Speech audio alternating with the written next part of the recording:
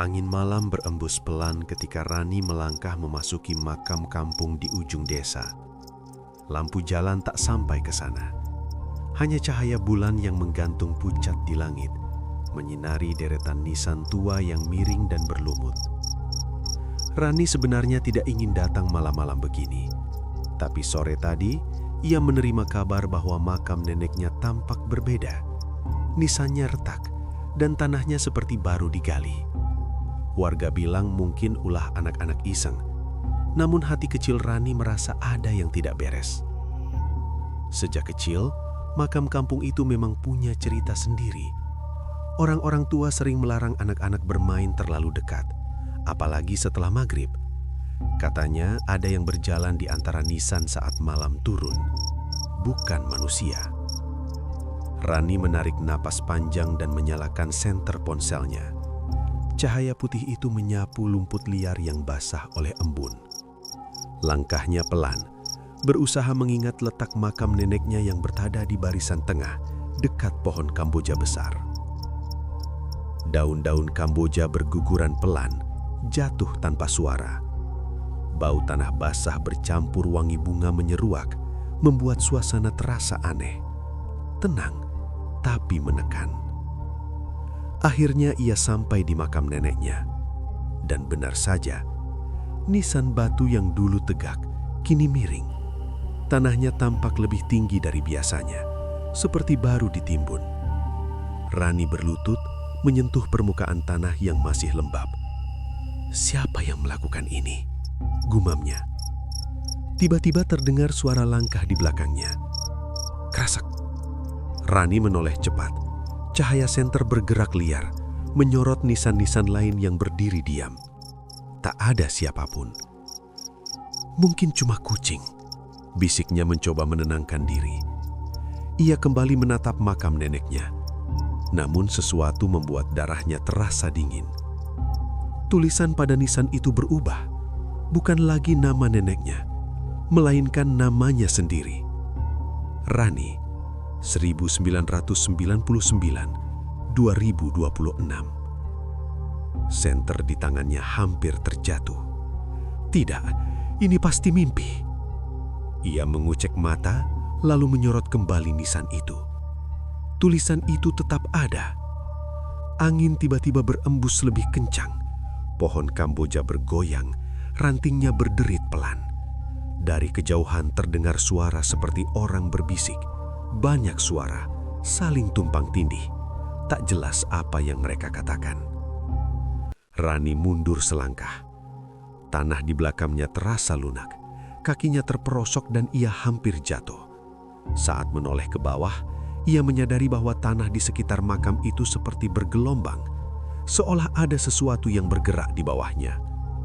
Suara bisikan makin jelas. Pulang. Sudah waktunya. Gantikan. Rani berdiri gemetar. Aku tidak melakukan apa-apa. Kenapa namaku ada di situ? Hening sesaat. Lalu dari balik pohon Kamboja, muncul sosok perempuan tua berbalut kain putih kusam. Rambutnya panjang menutupi sebagian wajahnya. Langkahnya pelan, hampir tidak menyentuh tanah. Rani mengenali bentuk tubuh itu. Itu mirip neneknya. Tapi wajah itu pucat dan kosong, matanya hitam pekat tanpa kilau. Kau jarang datang. Suara sosok itu lirih, seperti angin melewati celah batu. Aku sibuk, tapi bukan berarti aku melupakanmu, jawab Rani terbata-bata. Sosok itu menggeleng pelan. Setiap keluarga harus menjaga satu tempat. Makam ini tidak boleh kosong. Maksudnya apa? Sosok itu menunjuk ke nisan bertuliskan nama Rani. Penjaga harus berganti. Tanah di sekitar makam tiba-tiba retak. Dari celah-celahnya muncul tangan-tangan pucat, berusaha meraih pergelangan kaki Rani. Ia berjerit dan berusaha melepaskan diri, namun tangan-tangan itu dingin dan kuat. Aku belum waktunya, teriaknya. Sosok perempuan itu mendekat. Kini wajahnya terlihat jelas. Wajah neneknya, namun lebih tua dan dipenuhi garis gelap seperti retakan tanah kering. Kau yang terakhir dari garis ini. Jika tidak ada yang menjaga, mereka akan keluar. Siapa mereka? Tangan-tangan di tanah bergerak lebih liar. Beberapa wajah samar muncul di permukaan tanah, seperti bayangan yang mencoba menembus batas. Mereka yang tak punya nama, yang tak sempat didoakan, yang dilupakan. Rani menangis. Aku tidak mau mati.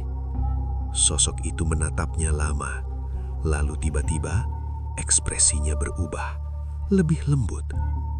Tidak harus mati, katanya pelan. Tapi kau harus berjanji. Tangan-tangan itu berhenti bergerak, seolah menunggu. Datanglah setiap bulan. Doakan mereka, semua yang tak punya siapa-siapa. Jangan biarkan makam ini sunyi. Jika kau lalai, namamu akan benar-benar terukir di sini. Tanah perlahan kembali rata.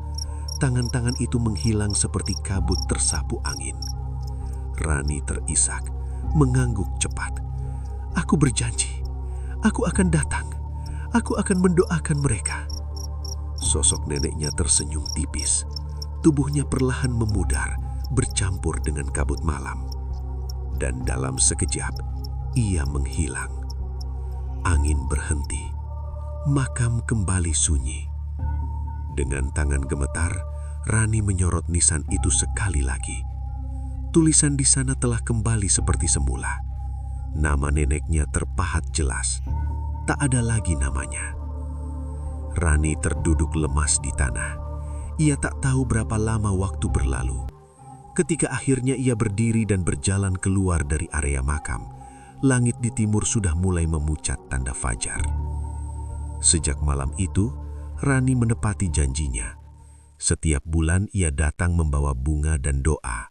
Ia tidak hanya mendoakan neneknya, tapi semua makam yang nisannya pudar, yang namanya hampir tak terbaca. Warga kampung mulai memperhatikan perubahan. Makam itu terasa lebih terawat, lebih tenang. Namun suatu malam ketika Rani lupa datang karena hujan deras dan kesibukan pekerjaan, ia bermimpi. Ia berdiri di makam itu lagi, dan nisan bertuliskan namanya kembali muncul. Kali ini dengan tanggal yang berbeda, 1999, 2027. Ia terbangun dengan napas terengah dan keringat dingin membasahi punggungnya. Jam di dinding menunjukkan pukul 2:27 dini hari. Di luar angin berembus pelan, dan dari kejauhan, samar-samar terdengar suara bisikan yang pernah ia dengar sebelumnya. Jangan lupa. Rani menutup mata, mencoba menenangkan diri. Esok paginya sebelum matahari benar-benar tinggi, ia sudah berdiri di depan gerbang makam kampung. Karena kini ia tahu, beberapa tempat tidak membutuhkan pagar tinggi atau penjaga bersenjata. Mereka hanya membutuhkan seseorang yang ingat. Dan jika tidak ada yang ingat, makam itu akan memilih sendiri siapa yang harus tinggal selamanya.